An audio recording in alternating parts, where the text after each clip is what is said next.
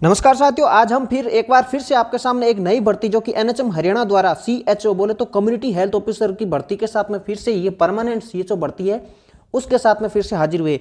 ये all over India candidate इसमें eligible है, किसी भी स्टेट का हो, चाहे किसी भी कहीं से भी हो, इंडिया में कहीं से भी हो, वो पूरा का पूरा इस भर्ती के लिए एलिजिबल होगा। आवेदन कब से है, इसका फॉर्म कब से भरा जाएगा, कैसे भरा जाएगा, आपकी क्या क्वालिफिकेशन चाहिए, आपका सिलेक्शन कैसे होगा, सिलेबस पद, सारी की सारी तमाम जानकारी आप इस वीडियो के माध्यम से आपको दी जाएगी। सबसे पहले तो आपको बता देते हैं कि ये जो वैकेंसी आपकी एनएचएम हरियाणा यानी कि नेशनल हेल्थ मिशन हरियाणा के जो रिक्रूटमेंट डिपार्टमेंट है वहां से ये वैकेंसी निकली है। नंबर ऑफ पोस्ट आपकी सीएचओ की 527 पोस्ट रहने वाली है। ठीक है, ऑफिशियली वेबसाइट आपकी इसकी ये मैं आपको सामने जो लिंक दिख रहा है ये है www.nhmharyana.government.in। आपका फॉर्म का एप्लीकेशन मोड है वो ऑनलाइन रहने वाला है, आप इस वेबसाइट के माध्यम से ऑनलाइन फॉर्म भर सकते हैं। आपका एडवर्टाइजमेंट डेट यानी कि आपकी ये वैकेंसी कब आई है, तो ये 30 दिसंबर 2022 को आई है और उसकी डेट ऑफ एप्लीकेशन यानी कि फॉर्म कब से भरे जाने हैं वो 1 जनवरी 2023 से आपके फॉर्म स्टार्ट हो जाएंगे। ठीक है, यानी कि नए साल के पहले ही दिन से आपकी खुशखबरी आपकी स्टार्ट हो जाएगी। तो लास्ट डेट ऑफ एप्लीकेशन आपकी फॉर्म भरने की अंतिम तिथि है वो 14 जनवरी 2023 है। और आपका एग्जाम कब होने वाला पूरा का पूरा शेड्यूल दे रखा, आपकी ज्वाइनिंग तक का पूरा शेड्यूल इस वीडियो के माध्यम से आपको बताया जाएगा। तो आपका एग्जाम की डेट भी आपकी यहाँ पर दे रखी है, 29 जनवरी 2023 को आपका एग्जाम होने वाला। कहाँ पर होने वाला? चंडीगढ़ में होने वाला है। ठीक है, तो 10:30 बजे से लेकर 12:30 बजे तक आपका ये एग्जाम कंडक्ट करवाया जाएगा, यानी कि 2 घंटे तक आपका ये एग्जाम लिया जाएगा। आपकी रिजल्ट की डेट भी दे रखी है, तो 29 और 30 जनवरी इन 2 दिन के अंदर आपका रिजल्ट है वो डिक्लेयर हो जाएगा। जैसा कि आपका 29 जनवरी का आपका एग्जाम है, तो हाँ मतलब अगर कम कैंडिडेट आए या फिर जो कैंडिडेट की क्वांटिटी होगी उसके आधार पर रिजल्ट 29 जनवरी को देने की कोशिश करेंगे, लेकिन 30 जनवरी तक आपका रिजल्ट किसी भी हालत में डिक्लेयर हो जाएगा। फिर आपकी डॉक्यूमेंट वेरिफिकेशन डेट यानी कि डीवी डेट भी आपकी दे रखी है, जो कि आपकी 6 से 14 फरवरी 2023 को पंचकुला में आपके डॉक्यूमेंट वेरिफिकेशन भी होने वाले हैं। ठीक है, उसके बाद में 14 फरवरी के बाद में आपकी 17 फरवरी को आपका फाइनल मेरिट है आपकी डिक्लेयर की जाएगी। ठीक है, उसके बाद में आपकी ज्वाइनिंग डेट भी दे रखी है, यानी कि 20 से 22 फरवरी 2 दिन के यानी कि 3 दिन तक आप अपना वहाँ पर अपना ज्वाइनिंग भी प्रोसेस अपना सकते हैं। ठीक है, वो कहाँ रहेगा? आपका पंचकुला में रहने वाला है। ठीक है, इसके बाद में आपकी इस वैकेंसी सीएचओ के लिए क्वालिफिकेशन क्या होनी चाहिए, तो आपकी बीएससी नर्सिंग या फिर पोस्ट बेसिक बीएससी नर्सिंग होनी चाहिए, या फिर आपका बीएएमएस होना जरूरी है। यहाँ पर कुछ लोगों को संशय होगा कि जीएनएम वाले एलिजिबल है या नहीं है, तो इसमें विज्ञप्ति में तो ऐसा कुछ नहीं लिखा जीएनएम वाले कैंडिडेट एलिजिबल है, तो जीएनएम वालों को इसमें एलिजिबल यानी कि शामिल नहीं किया गया है। उसके बाद में ये प्रॉब्लम्स और हो सकती है कि जीएनएम वालों को नहीं किया है तो वो कोर्ट तक जा सकते हैं। ऐसी कोई दिक्कत वाली नहीं है बात, क्योंकि पिछली भी खूब सारी वैकेंसी हुई जिसमें जीएनएम को शामिल नहीं किया था, तो वो कंप्लीटली सक्सेसफुल वैकेंसी कंप्लीट हुई थी। ठीक है, उसके अलावा क्वालिफिकेशन में आपकी और क्या होनी चाहिए, ये सारी तो होनी चाहिए। इसके अलावा आपका हरियाणा नर्सिंग काउंसिलिंग में रजिस्ट्रेशन होना चाहिए। अब यहाँ पर बात आती है कि ऑल इंडिया कैंडिडेट एलिजिबल है तो हरियाणा में क्यों होना चाहिए। देखिए, हरियाणा में तब होगा जब आप वहाँ पर कंप्लीट आपका रिटर्न हो जाएगा, आपका डॉक्यूमेंट वेरिफिकेशन हो जाएगा, ज्वाइनिंग हो जाएगी।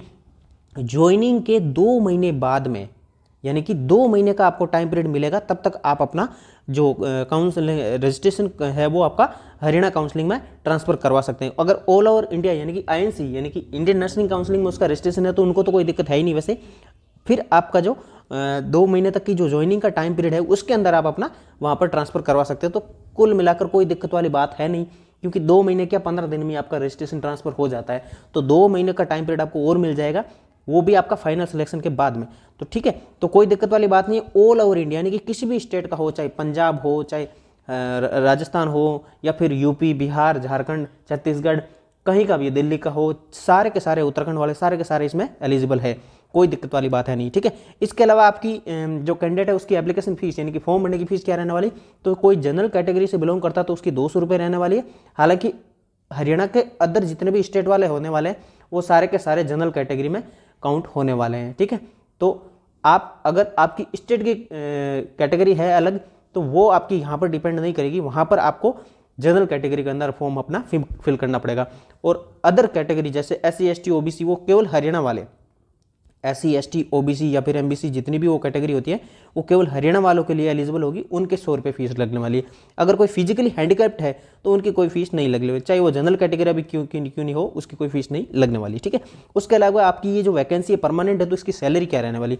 देखिए, सबसे पहले तो आपको बता देते कि आपकी जो सैलरी है वो अंडर द पे बैंड यानी कि पे बैंड 2nd लेवल के अंदर ये आपका 4800 पे ग्रेड के अंदर रहने वाली है, तो जिसमें आपकी 18,750 आपकी बेसिक सैलरी वहाँ से स्टार्ट होकर, उसके अलावा जो हरियाणा गवर्नमेंट के रूल्स है उसके अकॉर्डिंग आपका इनिशियल यानी कि 5 साल तक आपको जो मंथली जो मतलब सैलरी मिलने वाली है वो 25,000 रुपये मिलने वाली। 25,000 में ऐसे है कि 18,750 आपकी बेसिक है, उसके अलावा आपकी 6,250 रुपये वो एडिशनल आपको मिलेगा, यानी कि कुल मिलाकर 25,000 तो आपकी फिक्स सैलरी है ही।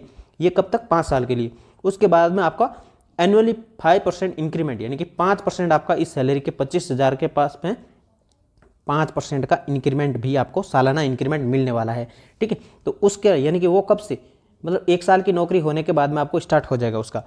उसके बाद में आपका क्या रहेगा कि पूरा जो आपका DA TA सारी की सारी जो वैकेंसी के अनुसार जो हरियाणा गवर्नमेंट के रूल्स हैं, यानी कि 4800 पे ग्रेड के अंदर जो आपका मिलने वाला है वो 5 साल के बाद में आपको स्टार्ट हो जाएगा पूरा का पूरा कंप्लीट, यानी कि लगभग आपकी सैलरी लगभग जाने वाली 4800 पे ग्रेड के अंदर लगभग 70,000 के आसपास जाने वाली सैलरी। ठीक है, उसके अलावा आपको पूरी की पूरी हाउस रेंट अलाउंसेस मिलेंगे, वो भी कब? आपके 10 साल की सर्विस हो जाएगी उसके बाद में मिल जाएंगे, स्टार्ट हो जाएंगे। ठीक है, इसके अलावा 5 साल तक आपको 25,000 रुपये तो ये सैलरी है ही, इसके साथ में आपको 15,000 रुपये का आपका मंथली इंसेंटिव, वो भी आपका 15,000 रुपये तक का मिलेगा, यानी कि 15 + 25 यानी कि आपका 40,000 रुपये आपका पहले महीने से ही स्टार्ट हो जाएगा।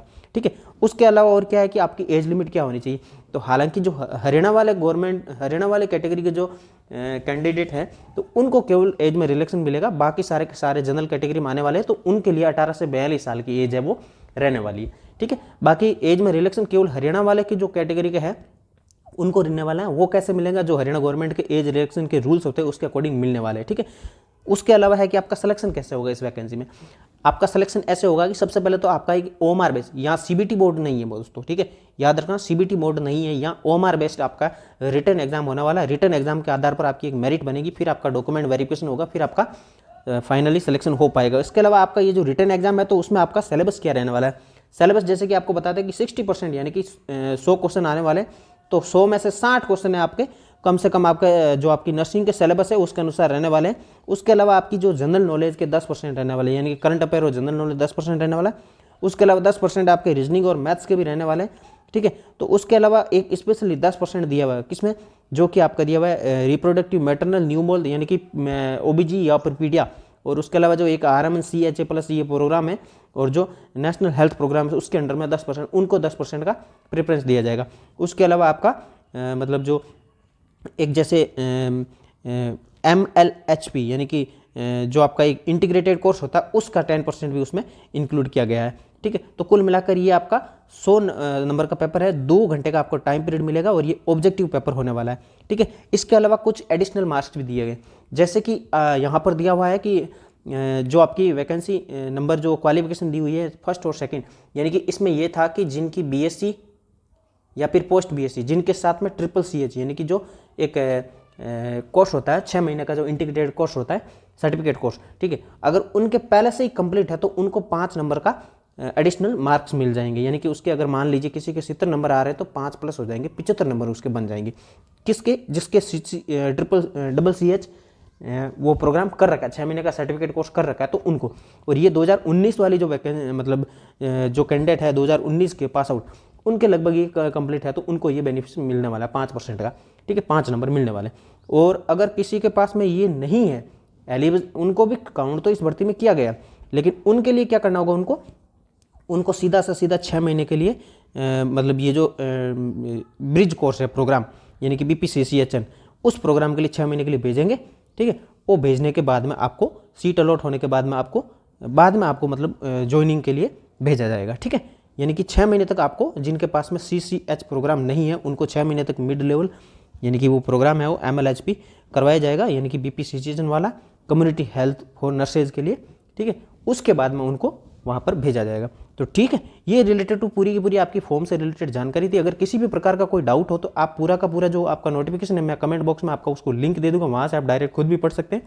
ठीक है, अगर किसी प्रकार का डाउट हो तो आप मुझे डायरेक्ट कमेंट कर सकते हैं। वीडियो पसंद आया तो लाइक करें, शेयर करें अपने दोस्तों के साथ में, चैनल को सब्सक्राइब करें, बेल आइकन को प्रेस कर लीजिए। तब तक मिलेंगे एक नई वैकेंसी के साथ में नया अलर्ट लेकर के। थैंक यू, धन्यवाद।